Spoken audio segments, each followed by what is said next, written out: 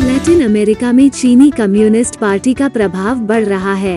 यह संसाधन ले रहा है और सत्तावादियों का समर्थन कर रहा है।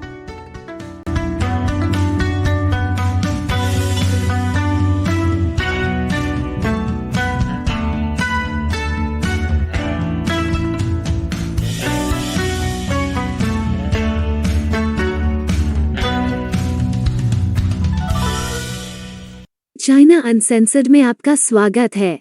मैं शैली झांग हूँ। क्रिस चैपल लैटिन अमेरिका में अपना प्रभाव क्षेत्र बना रहे हैं। वर्षों से विदेश नीति के विशेषज्ञों ने दावा किया कि क्रिस के विपरीत चीनी कम्युनिस्ट पार्टी की लैटिन अमेरिका में कोई दिलचस्पी नहीं थी। पारंपरिक ज्ञान यह था कि चीनी शासन वैश्विक आधिपत्य नहीं बनना चाहता था। यह सिर्फ अपना छोटा सा प्रभाव क्षेत्र चाहता था, ताइवान के ऊपर और दक्षिण चीन सागर, ठीक है, और पूरे दक्षिण पूर्व एशिया में, और ऑस्ट्रेलिया और न्यूजीलैंड और दक्षिण प्रशांत, और मेरा मतलब है कि अंटार्कटिका वहां व्यावहारिक रूप से खाली बैठा है। और कोई भी वास्तव में अभी अफ्रीका के साथ कुछ नहीं कर रहा है ना? सभी संसाधनों के बारे में सोचो तो एक बार फिर पारंपरिक ज्ञान चीन के बारे में पूरी तरह गलत था। और पिछले 20 वर्षों में चीनी कम्युनिस्ट पार्टी ने लैटिन अमेरिका में भी बहुत प्रभाव प्राप्त किया है। और लैटिन अमेरिका अभी भी खुले हाथों से पूर्व की ओर देख रहा है। चीन इतना प्रभावशाली कैसे हो गया? वही प्लेबुक जो दुनिया भर में उपयोग की जाती है। सबसे पहले यह व्यापार के साथ दरवाजे में अपना पैर जमाता है।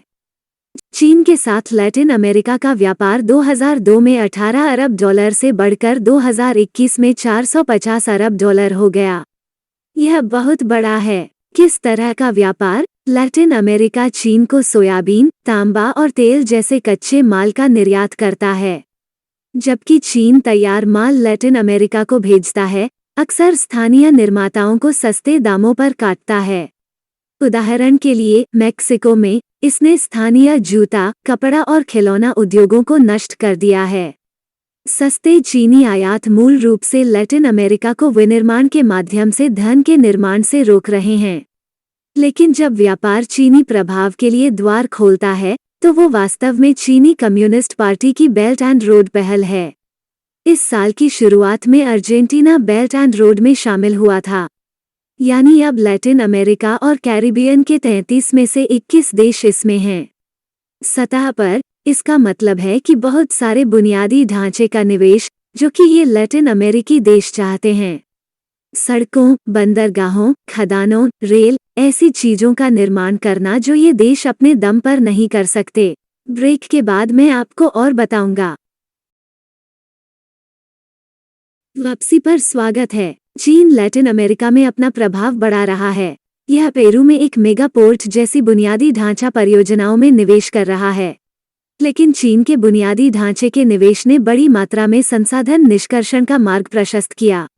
मैंने पहले तांबे और तेल जैसी चीजों का उल्लेख किया था। अकेले अर्जेंटीना, बोलीविया और चिली में भी दुनिया का आधा लिथियम है, जो बैटरी के लिए एक प्रमुख घटक है। और चीन ने लैटिन अमेरिकी लिथियम में अरबों डॉलर का निवेश किया है। और यह सिर्फ लिथियम नहीं है, लैटिन अमेरिकी समुद्री भोजन भी सुरक्षित नहीं है। लेकिन चीन का संसाधन निष्कर्षण अपने साथ बहुत सारी समस्याएं लेकर आ रहा है। लैटिन अमेरिका में चीनी कंपनियों का विनाशकारी पर्यावरणीय प्रभाव है। वे पर्यावरण और श्रम नियमों का पालन करने की परवाह नहीं करते हैं, और वे निश्चित रूप से मानवाधिकारों की परवाह नहीं करते हैं। चीनी कंपनियों को पेरू में खनिकों का दमन करने, इक्वाडोर में स्वदेशी परिवारों को जबरन विस्थापित करने और अर्जेंटीना, बोलीविया और चिली में भूजल, नदियों और ग्लेशियरों को प्रदूषित करने के लिए परेशानी हो रही है। और स्थानीय लोग इस बात से बहुत खुश नहीं हैं कि ये कंपनियां क्या कर रही हैं। जैसे जब पेरूवासियों ने चीनी तांबे की खदान पर विरोध किया। फिर भी यह सब चीनी कम्युनिस्ट पार्टी के लिए अविश्वसनीय रूप से आकर्षक है। लेकिन यह सिर्फ आर्थिक लाभ के बारे में नहीं है, यह राजनीतिक प्रभाव के बारे में भी है, विशेष रूप से ताइवान के बारे में। चीन ताइवान के साथ राजनयिक संबंध काटने के बदले में आर्थिक वादे करता है, और यह बीजिंग के लिए अद्भुत काम कर रहा है। पिछले साल निकारागुआ ने बीजिंग द्वारा वर्षों तक लुभाए जाने के बाद ताइवान के साथ राजनयिक संबंध तोड़ दिए। अब केवल 14 देश ताइवान को मान्यता देते हैं। उनमें से 8 लैटिन अमेरिका और कैरिबियन में हैं। दूसरा हिस्सा अमेरिका को चुनौती देने के बारे में है। ब्रेक के बाद और अधिक। वापसी पर स्वागत है। चीन लैटिन अमेरिका के साथ सहयोग बढ़ा रहा है और यह सिर्फ व्यापार से ज्यादा की पेशकश कर रहा है।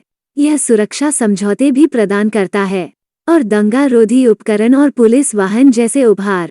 लेकिन सभी का सबसे अच्छा उपहार निगरानी तकनीक है, जिसका आसानी से दुरुपयोग किया जा सकता है। उदाहरण के लिए, इक्वाडोर की अत्याधुनिक निगरानी प्रणाली पूरी तरह से चीनी कंपनियों द्वारा डिजाइन और निर्मित की गई थी, जिसमें हुआवेई भी शामिल है। और निगरानी फुटेज सिर्फ पुलिस के पास नहीं गई। इक्वाडोर के पिछले नेता के तहत यह एक घरेलू खुफिया एजेंसी के पास भी गया, जिसने उसके राजनीतिक विरोधियों को सताया। यह सिर्फ एक तरीका है जिससे चीन प्रौद्योगिकी के माध्यम से सत्तावाद को बढ़ावा दे रहा है। चीनी कम्युनिस्ट पार्टी डिजिटल सत्तावाद के साथ क्यूबा और वेनेजुएला जैसे शासनों का भी समर्थन करती है, जैसे उन्हें इंटरनेट सेंसर करने में मदद करना।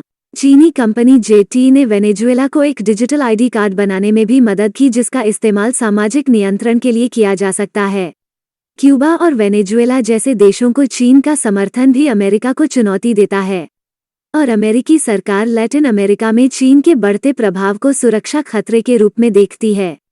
यूएस सदर्न कमांड के पूर्व प्रमुख यूएस एडमिरल क्रेग फॉलर के अनुसार चीन लैटिन अमेरिका पर आर्थिक प्रभुत्व की मांग कर रहा है।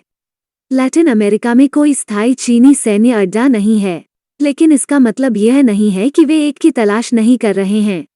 तो आप लैटिन अमेरिका में चीन के बढ़ते प्रभाव के बारे में क्या सोचते हैं? अपनी टिप्पणी नीचे दें और याद रखें, चीन अनसेंसर्ड मुख्य रूप से दर्शकों द्वारा समर्थित है। तो patreon.com/China Uncensored पर जाएं। प्रति एपिसोड $1 या अधिक का योगदान करें। एक बार फिर, मैं शैली झांग हूँ। देखने के लिए धन्यवाद।